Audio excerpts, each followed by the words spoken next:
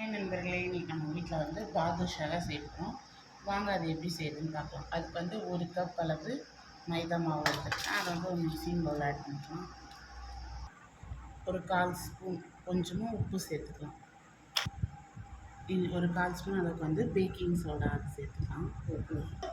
ஒரு பெரிய table spoon அளவுக்கு நல்லா கெட்டியான தயிர் விட்டுக்கலாம். நெய் வந்து ஒரு 4லேருந்து 5 ஸ்பூன் விட்டுக்கலாம். இது எல்லாத்தையும் வந்து நல்லா மிக்ஸ் பண்ணிக்கலாம்.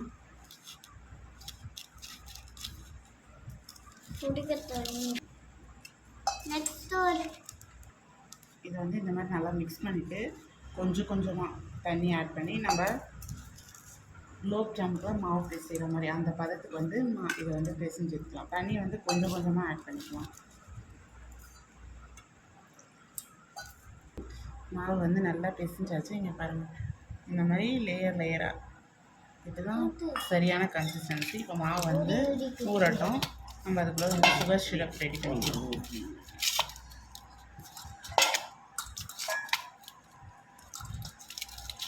மாவு வந்து நல்லா அழுத்திலாம் பேசி தேவையில்லை, லைட்டாக ப்ரெஸ் பண்ணி விட்டுக்கலாம். மாவு வந்து இந்த மாதிரி ஒன்றும் ஒன்று இந்த மாதிரி வச்சு நல்லா ப்ரெஸ் பண்ணி வச்சுக்கலாம். இப்போ இது ஊருக்கு நம்ம சுகர் சிரப் ரெடி பண்ணிக்கலாம். 1 கப் மாவுக்கு வந்து நான் 3/4 கப் சர்க்கரை எடுத்துருக்கேன். சர்க்கரை வந்து ஒரு வானலில் போட்டுக்கலாம். அடுப்பு ஆன் பண்ணிவிட்டு தண்ணி வந்து கொஞ்சமாக சேர்த்துக்கலாம்.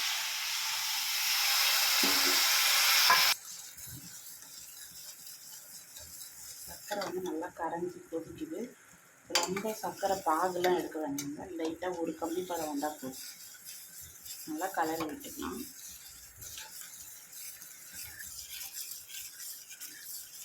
இது வந்து இப்போ நல்லா கரைஞ்சி ஒரு கம்பி பதம் அளவுக்கு வந்துருச்சு. இப்போ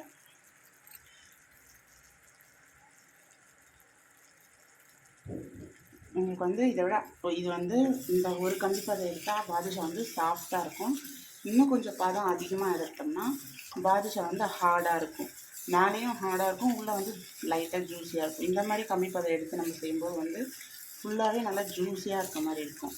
நம்ம வந்து இன்றைக்கி ஜூஸியாக இருக்க மாதிரி தான் செய்ய போகிறோம். அதனால் வந்து ஒரு கம்பி பதம் லேசாக இருந்தால் போதும். இப்போ ஸ்டவ் ஆஃப் பண்ணிக்கலாம். பிரிக்கும் போதே பாருங்கள், நல்ல லேயராக தெரியுது. இந்த மாதிரி தான் இருக்கணும். நம்ம பால் எடுக்கிற வரைக்கும் இது ஊறிச்சு போதும். இது இப்போ இதை வந்து இந்த மாதிரி 2ஆக நம்ம கையால் இப்படி பிரித்து இப்படி வச்சு மறுபடியும் அதே மாதிரி பண்ணிக்கலாம். அப்போ தான் வந்து நம்மளோட பாதுஷா வந்து நல்லா லேயராக கிடைக்கும். இதே மாதிரியே வந்து ஒரு 5 days இதே மாதிரியே வந்து நம்ம ஒரு 10 டைம் பண்ணிக்கலாம். இதே மாதிரியே வந்து நம்ம 1 நிமிஷம் அளவுக்கு வந்து பண்ணிக்கலாம். இப்போ நம்ம எந்த அளவுக்கு இந்த மாதிரி மாவு வந்து பிரித்து இந்த மாதிரி நம்ம பிசைகிறோமோ அந்த அளவுக்கு வந்து பிரித்து இந்த மாதிரி பிசைகிறோமோ அந்த அளவுக்கு வந்து நம்மளோட பாதுஷா வந்து லேயராக கிடைக்கும். பார்க்கும்போதே தெரியுது நல்லா லேயராக. இதே மாதிரி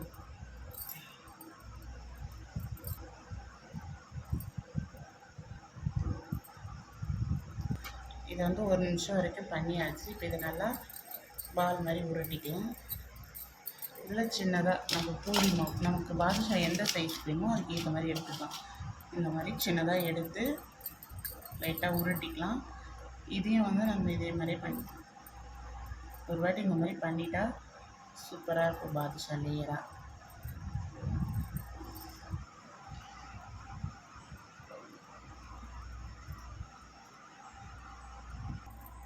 நல்லா உருட்டிக்கலாம். கையால் உருட்டிட்டு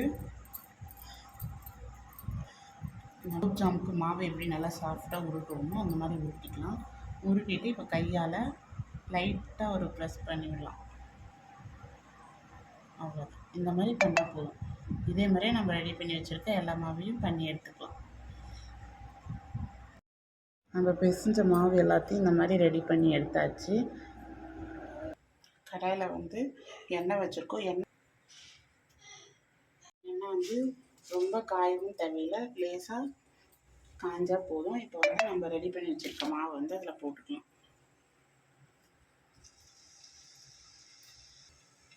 எண்ணெய் லேசாக காஞ்சா நம்ம ரெடி பண்ண பாதுஷாவை இதில் போட்டுக்கலாம்.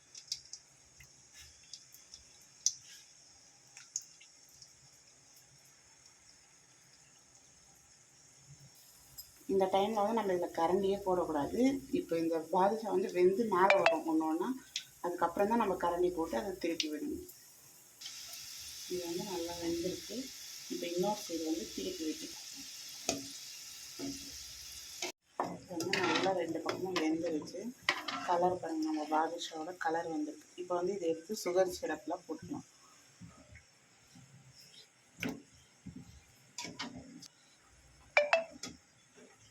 ஒரு 4 நம்ம ஃபஸ்ட்டு போட்டதை போட்டு ஒரு 20 நிமிஷம் வந்து இந்த சுகர் சிரப்பில் வந்து ஊற விட்டுட்டு அப்புறம் எடுத்துகிட்டு அடுத்ததை போட்டுக்கலாம். நம்ம ரெடி பண்ண எல்லாத்தையும் அதே மாதிரி எண்ணெயில் பொரித்து எடுத்துக்கலாம்.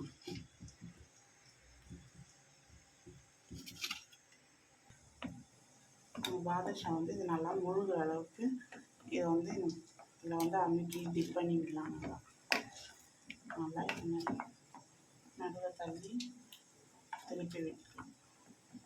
இது அப்படியே 20 நிமிஷம் ஊறட்டும். அதுக்குள்ளே அடுத்ததும் வெந்துடும். நல்லா வெந்துருச்சு. இப்போ இதே எடுத்து சுகர் சிரப்லேயே போட்டுக்கலாம்.